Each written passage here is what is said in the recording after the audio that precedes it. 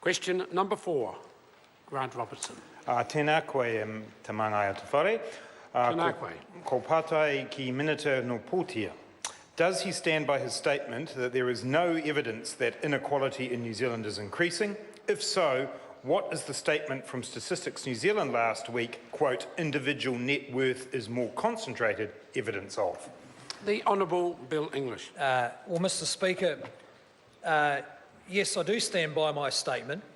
I'm advised that the method used was to average 3 different surveys to establish the first data point and then compare that with a further different one-off survey to establish the second data point.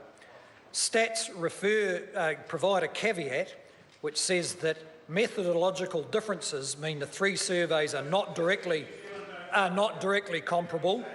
We advise caution in any comparison customers make between the surveys, and I'm advised that the statement made by statistics may not be statistically valid. Supplementary question, Mr Speaker. Supplementary question, Grant Robertson. Is the Minister of Finance telling the House that Statistics New Zealand are producing statistically invalid reports? The Honourable Bill English. Mr Speaker, I'm advising the House that the statement made by Statistics New Zealand, quote, individual net worth is more concentrated, cannot be said to be a statistically validated conclusion. Mr Speaker. Order. Order. Supplementary question, Grant Robertson. Is the growing gap between the wealth of the top 10% and the bottom 40% in New Zealand actually evidence of the disparity caused by the stark drop in home ownership by those on low and middle incomes in New Zealand? The Honourable Bill English. Mr Speaker, the member is simply wrong. I know it's commonly believed and he'd love it to be the case, but the evidence presented by this report and extensive reporting by the Ministry of Social Development set up by the previous government does not show growing inequality in incomes or wealth. Supplementary question, Mr Speaker. A supplementary question, Grant Robertson. Has the rate of home ownership declined on his watch disproportionately for Māori, Pacifica, middle-income earners and younger New Zealanders? The Honourable Bill English. Mr Speaker, that is not clear. There's some evidence. Well, now the member has to accept. Order. Now the member has to accept the fact that the statistics do not show growing inequality. We now have to debate the meaning of some statistics around home ownership. There's been a long-term trend to greater rentals, but it's not that clear what's happened in the last 5 or 6 years. Order. Order.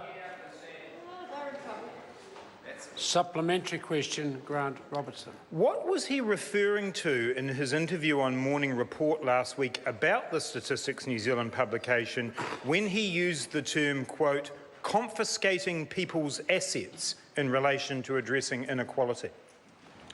The Honourable Bill English. Well, Mr Speaker, the member may recall some aggressive questioning from the journalist who, as I said then, sounded tired when we started telling him what was actually happening about New Zealanders on the lowest incomes. And I was simply suggesting that even if you thought there was greater wealth differential, and actually there isn't evidence for that, then what would you do about it? Confiscate people's assets? Supplementary question, Mr Speaker. Order. Order. Supplementary question, Grant Robertson. So is the Minister telling the House and New Zealand that actually a progressive tax system and one where people actually pay a fair share means confiscating people's assets to him? And is that how out of touch he's got? The Honourable Bill English. No, Mr Speaker, there's no connection between those things and anything I've said. We do have a progressive tax system.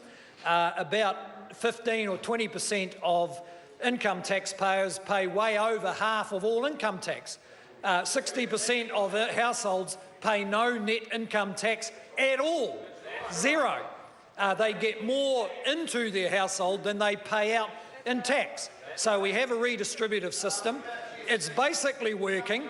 The one area where we need a lot of work to be done is on our planning regime, where, well, when the planning rules constrain the supply of land, the most wealthy benefit the most because their house prices go up the most.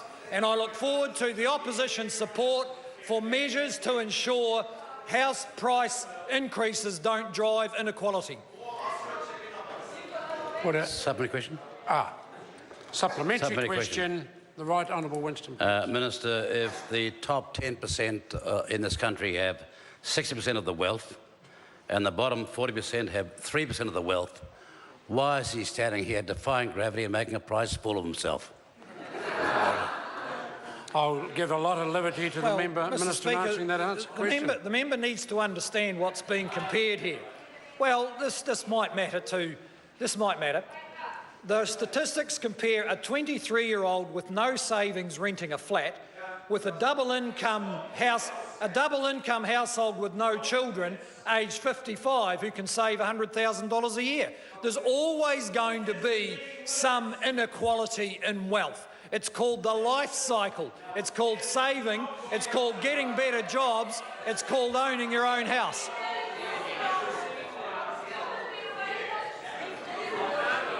Order. Question